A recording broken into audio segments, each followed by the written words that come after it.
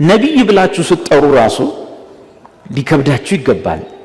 ነብይ ማለት የእግዚአብሔር አፍ ማለት ነው።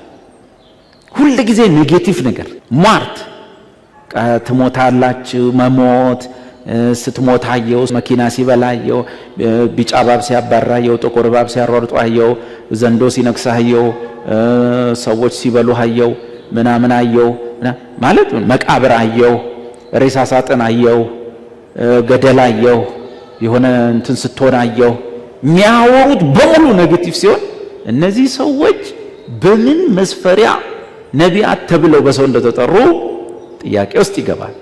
የመንፈስ ቅዱስ የሆነ ነገር ሁሉ ለልባችን ሰላም የሚሰጥ ደስታን የሚሰጥ ከድካማችን የሚያበረታ ተስፋ እንዳለን የሚያሳይ መጽሐፉ እንደሚለው ትንቢት የሚናገር ሰው ግን ቅዱሳንን ለማነጽ ወይም ኤዲፋይ ለማድረግ ኮምፎርት ለማድረግ ለማጽናናት ለእንደዚህ አይነት ነገሮች ነው የሚጠቅመው እንጂ ሰውየው ጭራሽ እግዚአብሔር ጠላቱ እንደሆነ እንዲሰማው አድርጎ በመንገዱ ሸምቆ ሊያጠፋው እግዚአብሔር እንደወሰነበት አድርጎ እንዲያስብ ሲኦል ከፊት ለፊቱ እየጠበቀችው እንደሆነ እንዲያስብ በጌታ ሆኖ የእግዚአብሔር ልጅ ሆኖ ልጅነትን ለተቀበለ ክርስቲያን ይሄን መናገር ከቤተ ክርስቲያን እየተጨረገደ መጥፋት ያለበት አጋንንታዊ ህልምና ራእይ ነው።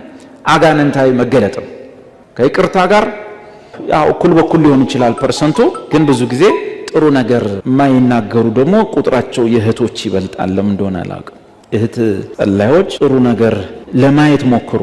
እግዚአብሔር ሆይ የኤልሳ አምላክ እንደው አንድ አይነን ክፈትና እስቲ መልአክንም ሊያው የደወሉ የሚረብሿችሁ የሚያውኳችሁ የሚያስፈራሯችሁ ሰዎች ማኒፑሌሽን ነው፣ ወንጀልም ነው። ብሬኖሽ ያደረጓችሁ ነው። የነሱ ጥገኛ ሊያደርጓችሁ ነው። እግዚአብሔር ጠላት ሆኖ እንዲሰማችሁ ሊያደርጉ ነው። ከኪዳናችሁ ሊያስወጧችሁ ነው። መጽደቃችሁን ጥርጥር ውስጥ ሊከቱ ነው። እሳት ነው የሚያሳያችሁ፣ ባህር ነው የሚያሳያችሁ፣ ፍርድ ነው የሚያሳያችሁ፣ የሲኖትራክ ጎማ ነው የሚያሳያችሁ፣ ሞት ነው የሚያሳያችሁ፣ መቃብር ነው የሚያሳያችሁ፣ ሳጥን ነው የሚያሳያችሁ። በኢየሱስ ክርስቶስም እዚህ መድረክ ላይ ራሱ እነዚህ ነገሮች ስማቸውን በመጥራቴ ትክክል አልነበረም፣ ግን ያው ትምህርት ስለሆነ ይሄን ይመስላል።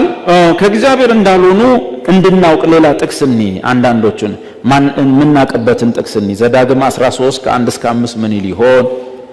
በመካከልህም አሁን ሐሰተኞች ነቢያቶች ምናቀበትን ጥቦች ነው ያጠናን ያለ ነው።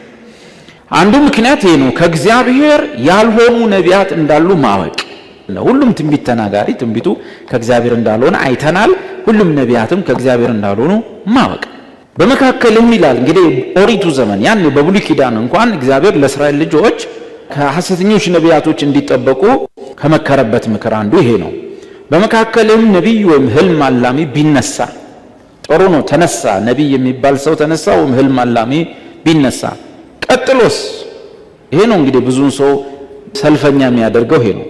ምልክትም ተአምራትም ቢሰጥህ ተነሳ ሰንበዲ ተነሳች ሰንበዲ ተባለ።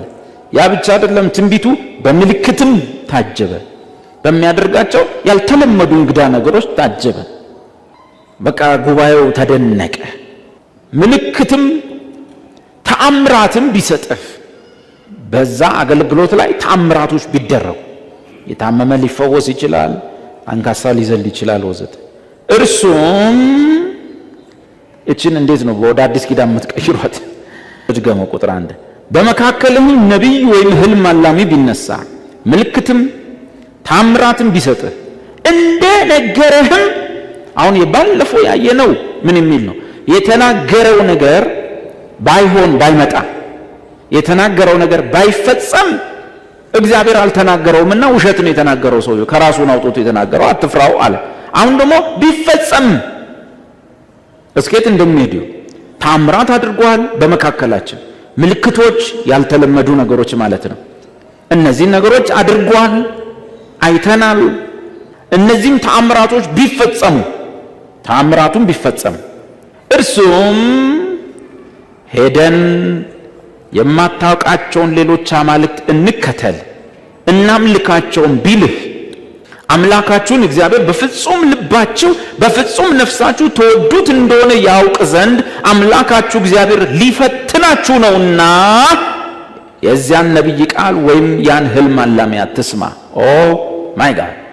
እግዚአብሔር ህዝቡን የሚፈትንበት ፈተና ናቸው። ምኖች ሐሰተኞች ነቢያቶች። እግዚአብሔር ፐርሰናሊ እኔ ለኢየሱስ ያለኝን ፍቅር፣ አንተ ለኢየሱስ ያለን ፍቅር፣ ለኢየሱስ ያለንን የፍቅር መዝሙር አይደለም። እወድሃለሁ ጌታ ደስ ይላል፣ ጥሩ ነው፣ ይፈተሻል። እና ትወደኛለህ፣ ትወጅኛለሽ። እግዚአብሔር ሕዝቡ ለሱ ያለውን የፍቅር ልብ ራሱ ሊያውቅ ሳይሆን ራሱ ሕዝቡ ለእግዚአብሔር ያለውን የፍቅር ልብ እንዲያውቅ። እውነትም ትወዱኛላችሁ ነው። እግዚአብሔር ኦልሬዲ ፈትኖ አይደለም የሚያውቀው። እሱ ሁሉን የሚያውቅ አምላክ ነው። እሱ ሁሉን የሚያውቅ አምላክ ነው። ይሄ ሰውዬ እኮ ሐሰተኛ ነው እንጂ ሲነሳ ምንድን ነው? ሲነሳ በመካከል ነብዩም ህልም አላሚ ቢነሳ ነው የሚለው። ኦኬ ተነሳ። ቀጥሎስ ምልክትም ተአምራትም ቢሰጥ እንደነገረ ምልክቱ ተአምራቱ ቢፈጸም በስማ በዚህ ሰዓት አስብ ምን ሊፈጠር እንደሚችል። እኛ መሃል ቀጥሎ ያለውን ነገር ቴስት ለማድረግ ዝግጁ የሆነ ስንት ሰው አለ? ቴስት ለመደረግ ስንት ሰው ራሱን አዘጋጅቷል? እንዲያነስ ሰዎች በማህበር ውስጥ እንዲነሱና ምልክትም ድንቅም አድርገው የምንኛ ሀገር እኮ በቃ ስም ስጠራ ራሱ ሰው እልልል ነው የሚለው። ቀላል በቃ አስቴር የምትባይ ልጅ አለች ሲባል እኔ ስትል እኮ ሙሉ ማህበሩ በቃ ጨረሰ። ቀጥሎ ስላለው ነገር ምንም አይመስለው። እግዚአብሔር ግን የሚለው ምልክቶች፣ ድንቆች፣ ተአምራቶች ያ ሰው እያደረገ አንካሶች ሲዘሉ እያየን ነው ወዘተ ወዘተ ወዘተ። በሽተኞች ምናምን ይሄ ሰው በአይኑ የሚያያቸው ነገሮች እንጂ እግዚአብሔር ዛሬም ተአምራት ያደርጋል። ዛሬም ተአምር እያደረገ ነው። ምን ሁሉም ሰው በየግሉ ያውቃል። እግዚአብሔር ፐርሰናሊ በየግል ህይወታችን ላይ ያደረገው ተአምር ቁጥር የለው። እጅግ በጣም ብዙ ተአምራት የተደረገልን ሰዎች ነን። ዛሬም እያደረገ ነው። እንደው ምልክት የሚመስሉ ተአምራቶች ደግሞ ማለት ወጣ ያሉ እዚሁ የሚፈጸሙ እነዚህ ነገሮች ሲሆኑ ይሄን ሰውዬ እግዚአብሔር እኛን ሊፈትና መጣብን ይሆንን ብሎ የሚጠይቅ ማናል? ለፈተና ይሆንን የመጣው ብሎ የሚጠይቅ ማናል?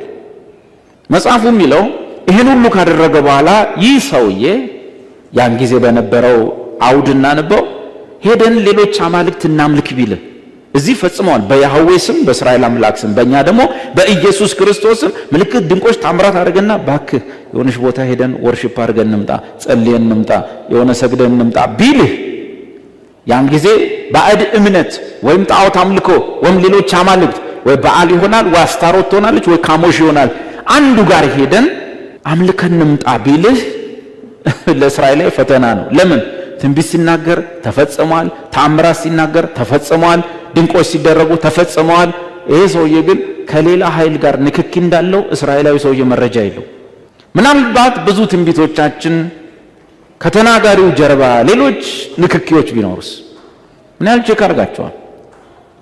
በቀደም ስናጠናቸው በነበሩት መስፈርቶች የዛን ሰው ትንቢት መመዘን ካልቻለን፣ ለምሳሌ ትንቢቱ እኔን ወደ ኢየሱስ የሚያስጠጋ ነውን ወይስ ወደ ሰውየው ነው?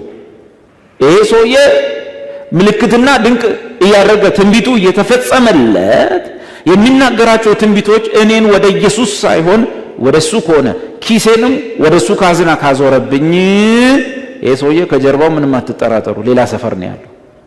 ምልክቶች ሆነዋል፣ ድንቆች ሆነዋል፣ እየተፈጸሙ ያሉ ነገሮች አሉ። ነገር ግን ይሄ ሰውዬ ሄዶ እዛ ናይጄሪያ ሊደርስ ይችላል። ሄዶ ጋናና ናይጄሪያ ያሉ ባህር ዳርቻ የቃል ኪዳን ውሎች ውስጥ የተነካካ ሰው ሊሆን ይችላል።